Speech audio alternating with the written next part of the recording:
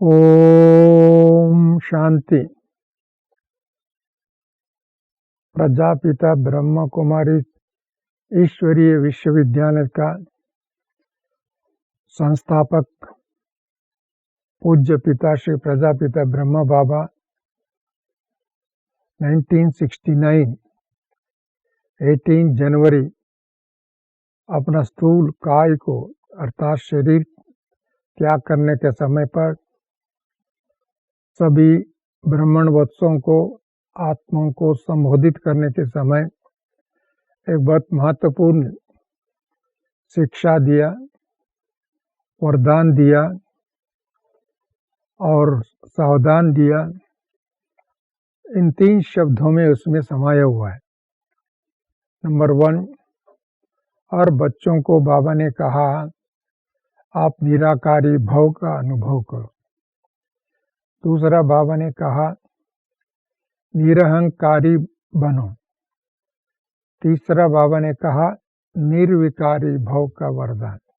ये तीनों एक तरफ शिक्षा भी है, दूसरी तरफ एक बाबा का वरदान है, तीसरी है हम सबका एक अचीव करने की साधना करने के लिए, सिद्धि स्वरूप बनने के लिए ये तीनों महावाक्य बहुत बड़े महत्वपूर्ण हैं, क्योंकि ये महावाक्य शिव बाबा ने ब्रह्मा बाबा के तन में ब्रह्मा बाबा का अंतिम पुरुषार्थ के समय पर विश्व के सभी बच्चों के लिए क्या करना, उनकी क्या एजेंडा होना चाहिए पुरुषार्थ में और तीव्र पुरुषार्थ कैसे करना, इसके लिए बाबा ने इन 3 शब्दों को भी यूज किया था। इन 3 शब्द मनुकुल के लिए, सारी मानव कुल के लिए एक वरदान मैं समझता हूँ, क्योंकि इन 3 शब्द का भाव को, लक्ष्य को व इस शिक्षा को अपने समझ में आ जाता है तो इस दुनिया की हर समस्या का समाधान इसमें समाया हुआ। जैसे बाबा ने कहा था आप सभी निराकारी हो, हम सभी आदि अनादि स्थिति में परंधाम की घर में बाप दादा अर्थात शिव बाबा के साथ रहने का समय और निराकारी दुनिया में रहते थे, तब तो हम निराकारी थे।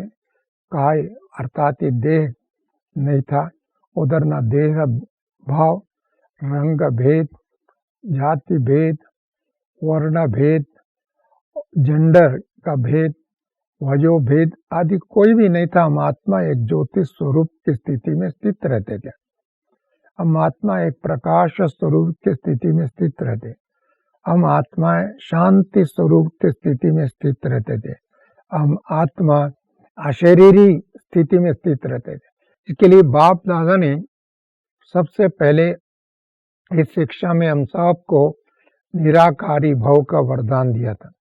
यदि हम इस बात को समझ करके बुद्धि योग को, अपने देहाभिमान को छोड़ते हैं, परंधाम का अनुभव करते हैं, निराकारी दुनिया का यात्रा करते हैं, निराकारी दुनिया में स्थित होने का अभ्यास करते हैं, ऑटोमेटिकली हमारा जीवन में अनेक समस्याओं से हम मुक्त हो सकते हैं।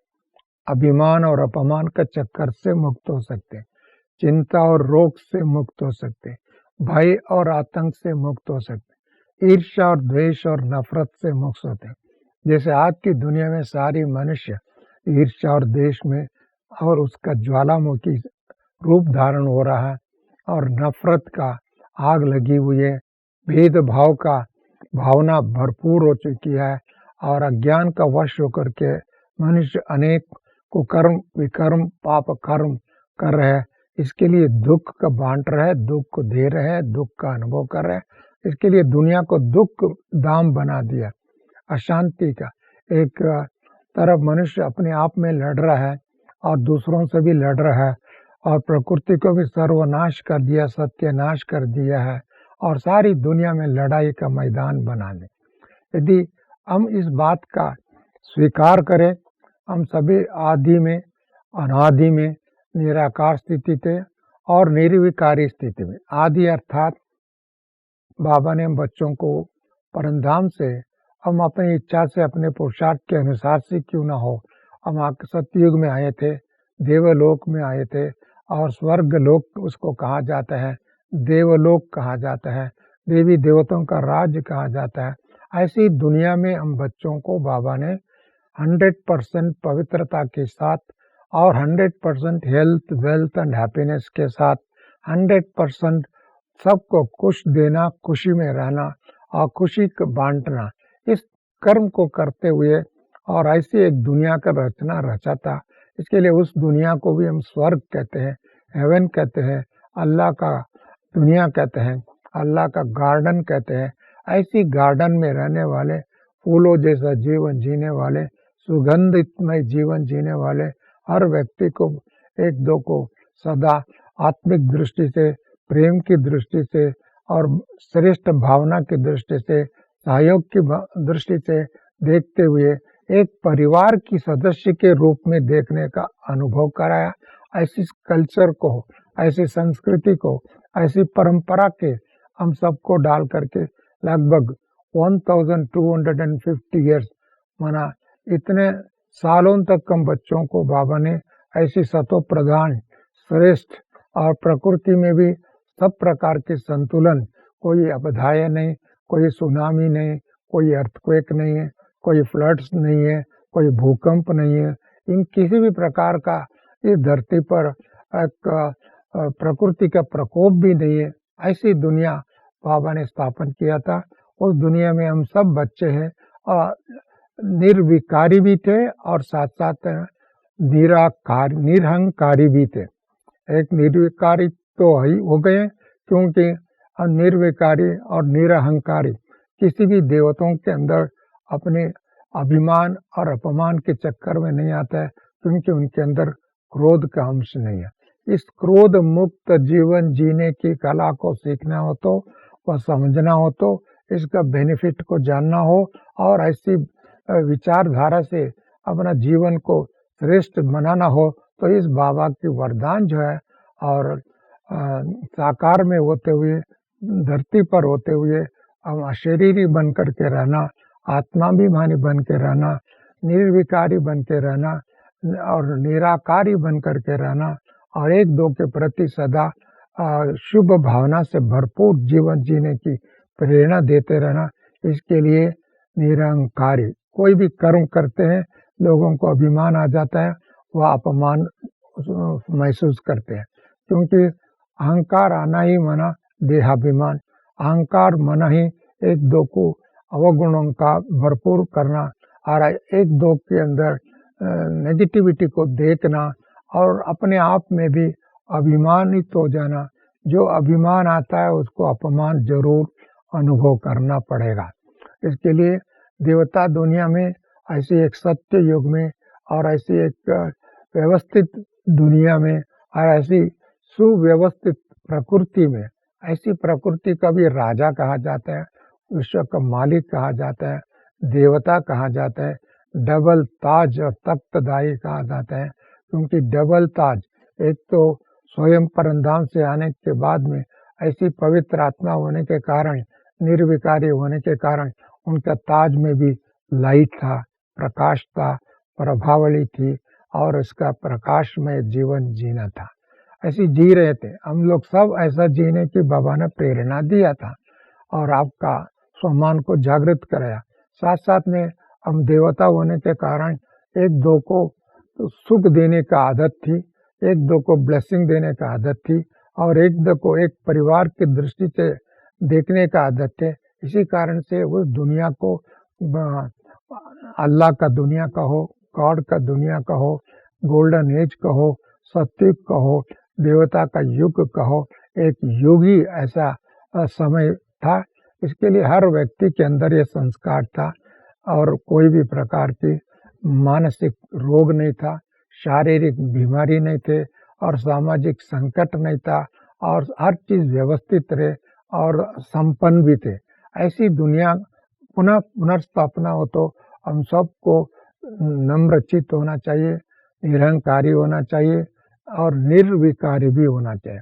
हम ऐसे दुनिया को हम लोग सतयुग, उसके बाद में त्रेता युग में आते हैं। त्रेता युग में भी हम निराकारी, निरहंकारी, निर्विकारी रहे और थोड़ा बहुत उसमें परसेंटेज में कमी भी होगा, परंतु फिर भी इन दोनों समय को माना 2500 ईयर्स इस संसार में, इस दुनिया में, इस धरती पर, इस भूलोक पर हम एक स्वर्ग कहा जाता है, देवलोक कहा जाता है। ऐसा देवलोक में अचानक कोई मरण नहीं होता है, अचानक कोई दुख नहीं होता है, अचानक कोई प्रकोप प्रकृति से ना व्यक्ति से और अन्य कोई आत्माओं से नहीं हो सकता है। इसके लिए हम सब कर्मेंद्रिया जीत थे, कर्मेंद्रियों को भी राजा थे और प्रकृति के भी राजा थे, विश्व के लिए भी राजा थे और संपन्न थे। ऐसी संपन्नमय जीवन जीने के लिए एक वरदान बहुत महत्वपूर्ण है। जहाँ देहाभिमान आता है वहाँ ये सारी गुण जो है लुप्त हो जाता है और गौण हो जाता है और दिखाई नहीं देता है। ऐसे कारण से हमको देहाभिमान है।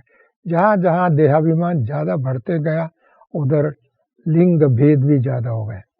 जहाँ लिंग भेद माना स्त्री और पुरुष का भेद भाव, एक ऊंच नीच की भाव भी प्रारंभ होता है मनुकुल में।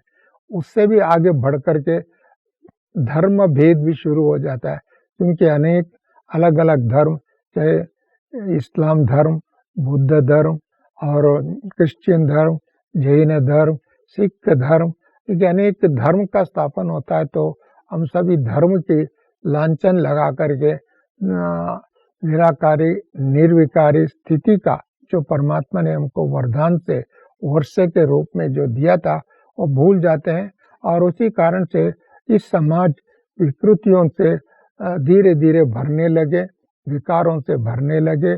जीवन अशांति का शुरुआत हुई, दुख का अनुभव भी शुरुआत हुई, भय और चिंता का शुरुआत हुई और मरण के समय में भी अनेक प्रकार की विधि बन गया और मनुष्य स्वाभाविक रीति से स्व इच्छा से अपने शरीर छोड़ नहीं सकते थे।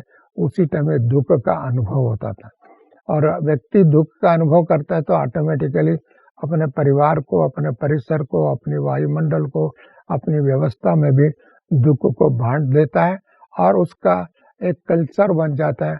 आज की दुनिया में हम द्वापर युग से भले मंदिर बनाया, मस्जिद बनाया, गिरजाघर बनाया, हम परमात्मा को ढूंढने लगे, सोचने लगे, उनकी शिक्षा को थोड़ा बहुत याद करने लगे, परंतु याददाश्त भी सही नहीं हुआ और याददाश्त ना होने के कारण और कहीं ना कहीं गलतियां भी करते रहे, देहाभिमान में लुप्त हो गए और इसी कारण से दुनिया एक तरफ विचार भेद, माता भेद, संबंधों में भी भेद, व्यवस्था में भी अनेक कुरीतियां आ गए और एक समाज स्वर्ग भूमि जो था वो खत्म होकर के इधर अनेक धार्मिक प्रवृत्तियां प्रारंभ हो गई और इसके कारण अनेक धर्मों में मैं बड़ा, मैं बड़ा, मैं बड़ा, ये बड़े छोटे के भाव, वो भेदभाव भी उसी समय में शुरू होता है और वो भी समय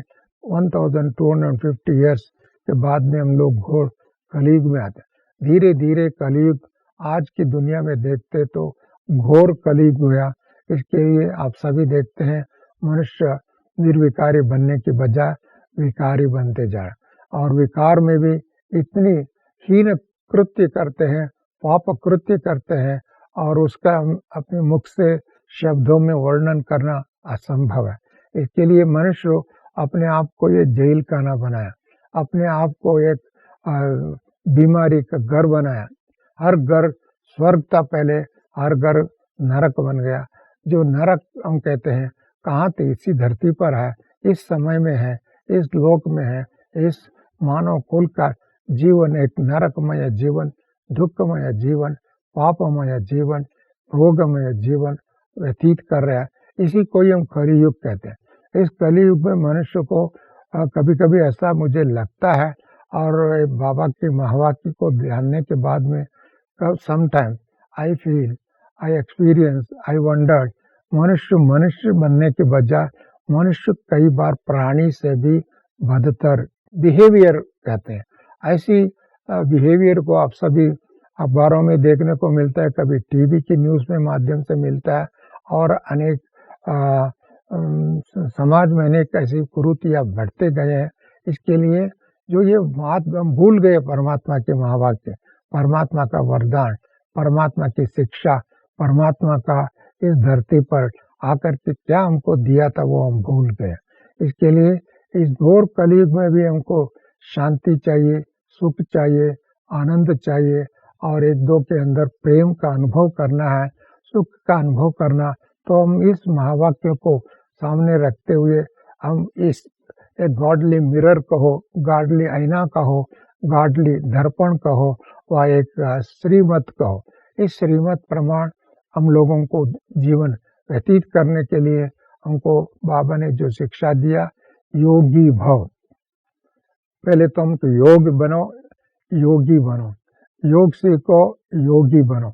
योगी जीवन माना केवल सन्यासी का ड्रेस पहनने का नहीं है, वह दूसरा कोई ग्रंथ और कोई धार्मिक प्रवृत्ति में जोड़ना ही नहीं है, और गीता पठन करना, काव्य पठन करना और संस्कृत को अभ्यास करना, वह हर एक अपने अपने धर्म ग्रंथों को पढ़ना यही नहीं है।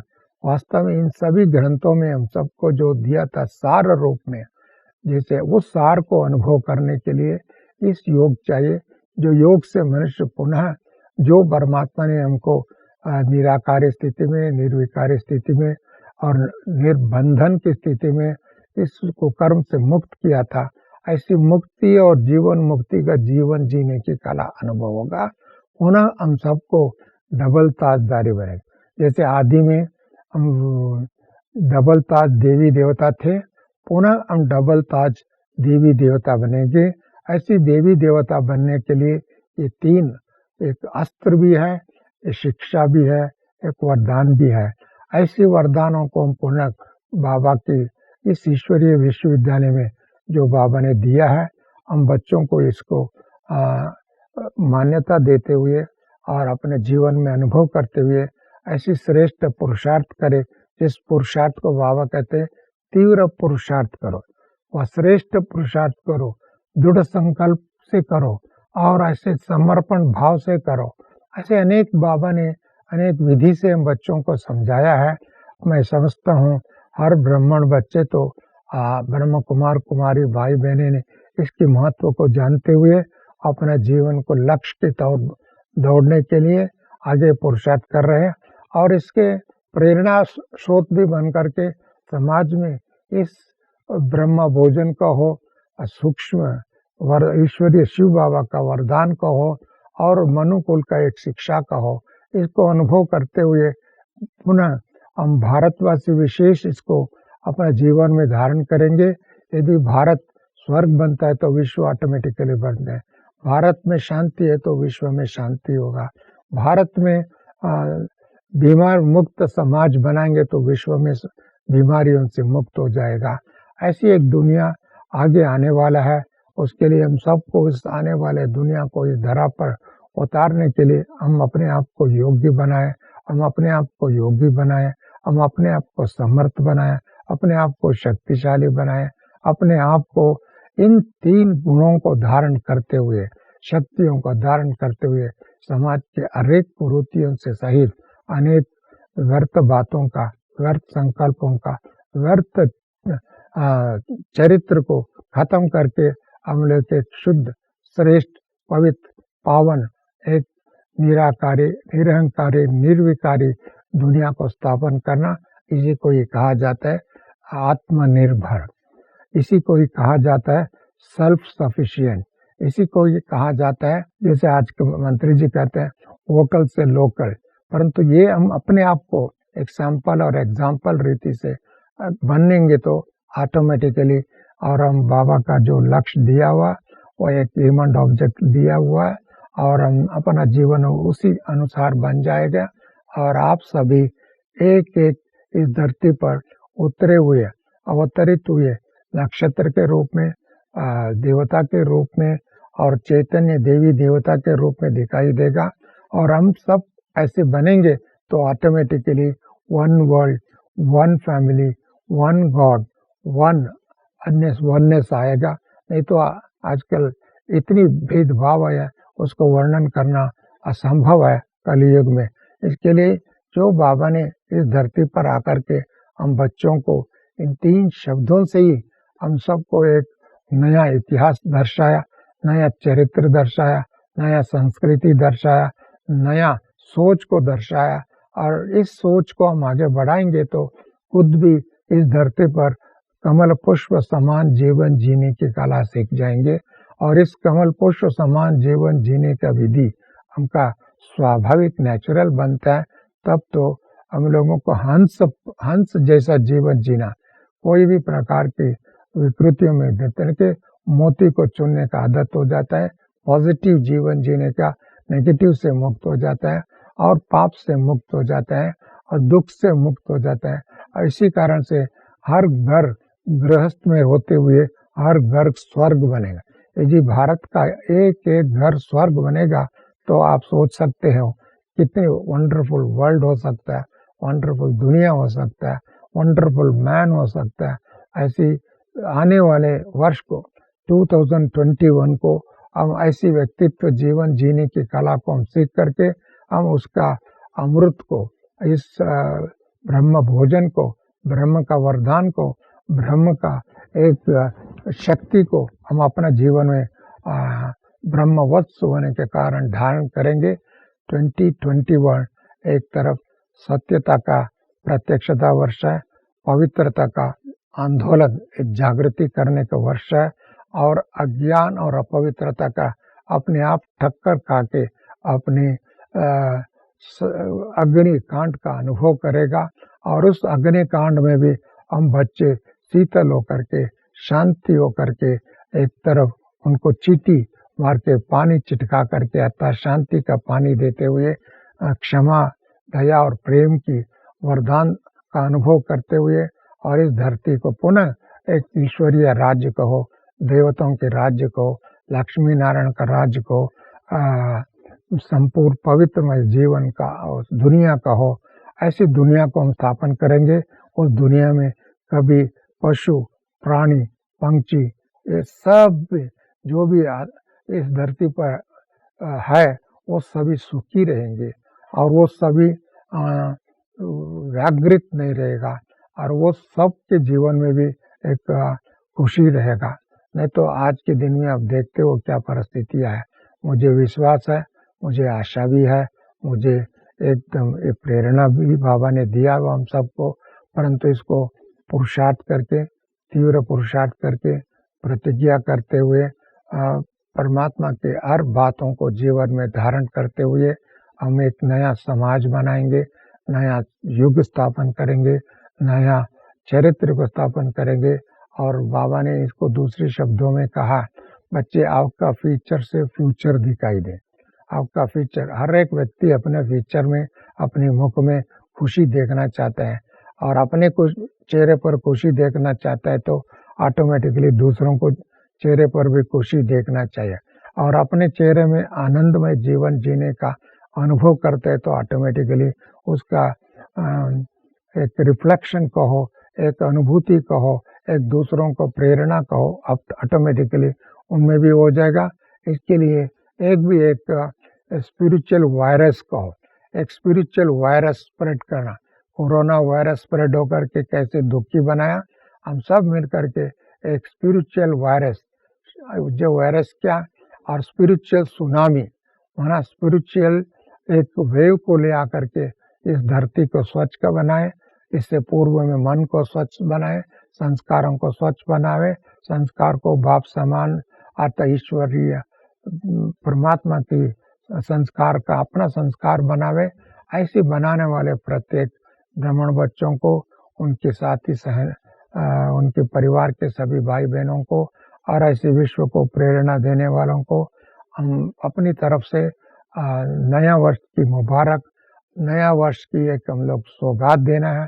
नेगेटिविटी को खत्म करके पॉजिटिविटी को अपनाते हुए पीसफुल जीवन जीते हुए और एक समर्थ, एक आदर्श अनुकरणीय जीवन जीने का हम कला को प्रस्तुत करेंगे, ताकि 2021 में जो भी आप इस दुनिया का भयावह दृश्य देख रहे हैं, इस दृश्य में होते हुए भी आप एक तरफ उनको समाप्त करने के प्रेरणा देने वाले, एक नया युग का प्रेरणा देने वाले युग पुरुष बन करके, क्रांतिकारी पुरुष बन करके, क्रांतिकारी आत्मा बन करके एक देवता का अनुभव करते हुए हम सबको इस बाबा को प्रत्यक्ष करने का काम करें और ब्राह्मण कुल अर्थात भविष्य की नया दुनिया का आधारशिला बन करके हम ऐसा दर्शाएंगे।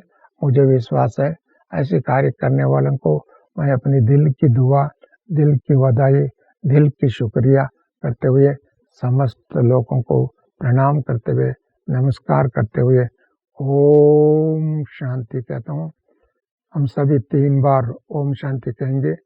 ओम शांति, ओम शांति, ओम शांति शांति शांति।